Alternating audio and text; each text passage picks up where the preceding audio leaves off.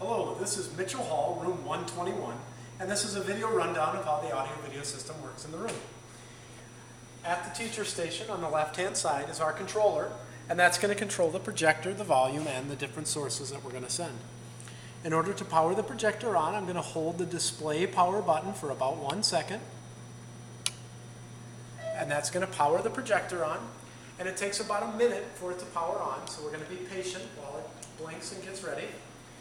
And so while that's happening, I'm going to log on to the computer. I'll pull the keyboard tray out here, and then I'm going to follow the directions on the screen. I'll press Control-Alt-Delete to begin. Then I'll read the responsible use message and click OK. For my username, I'm going to type in my 8.4 username, which is the beginning of my UWL email. For the password, I'm going to use my UWL net ID. And then to log on, I'm going to make sure that it says log on to the Eagle domain there so that we can get onto the computer. I'm going to click OK. And then in order to make the computer show up on the projector, I'm going to come back over to the controller here, and I'm going to press the PC button so that the PC lights up and it gets sent to the computer screen, or to the screen in the front of the room, rather. On the right-hand side of the desk is the document camera. The power is in the lower left here. I'm going to power it on. It takes just a couple of seconds for the light to go a solid green.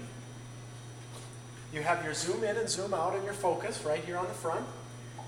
And then in order to get the document camera to show up on the screen, I'm going to go back over to the controller, and I'm going to press the document camera button. And that's going to put the document camera up on the screen for you.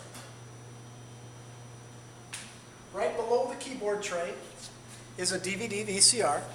If you wanted to use a VHS tape, put the VHS tape in on the right-hand side and press the video button. If you wanted to use a DVD, put a DVD in the drawer and press the DVD button. And then you can use the front panel controls or the remote control located on the desktop to control your DVD or VHS tape. And then you want to go and press either the VCR or the DVD on the controller so that it begins to show up. And that's awful loud, so I'm going to go ahead and use the volume knob here on the front, and I'm going to turn it to the left so that the volume goes down. Turn it to the right to turn it back up naturally. And this is going to be true. We're going to use this volume knob for all the different sources we have. So if you have a video on your computer, or you're using your laptop or another device, or the VHS DVD, that's how we're going to control our volume. Okay, so for the laptop, I'm going to hit the laptop button on the controller. Then I'm going to come over to the laptop connections on the desktop. It's located in this little trapdoor. And inside there is also a power supply so that you don't have to rely on your battery or run a cable across the floor. There's an audio cable, a video cable, and a network cable. I'm going to plug the video cable in to my video card and the audio cable into my headphone jack. And this audio cable could be plugged into the headphone jack of any device you might have, like an iPod or an MP3 player. As long as the laptop is selected on our controller, you'll hear the audio from that device on the room audio system. So now I just need to tell my laptop that we have an external projector connected to it. And in order to do that, I'm going to hold down the function key and press the F8 key.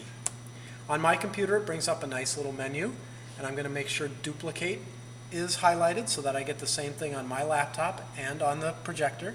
On your computer, you may have to hit that F8 key a couple of times so that it scrolls through the options automatically.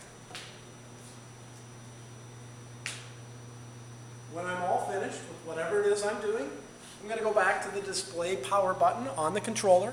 I'm going to hold it down for about 1 second until it powers off, and that's going to save the life of the projector bulb for us. And the last thing I'll tell you is that on the desktop here is a written version of what I've just told you on this video, and in the upper right-hand part of this instruction sheet are the names and phone numbers of the Academic Technology Services staff. If you ever have questions or need help in any way, please give us a call and we're happy to help.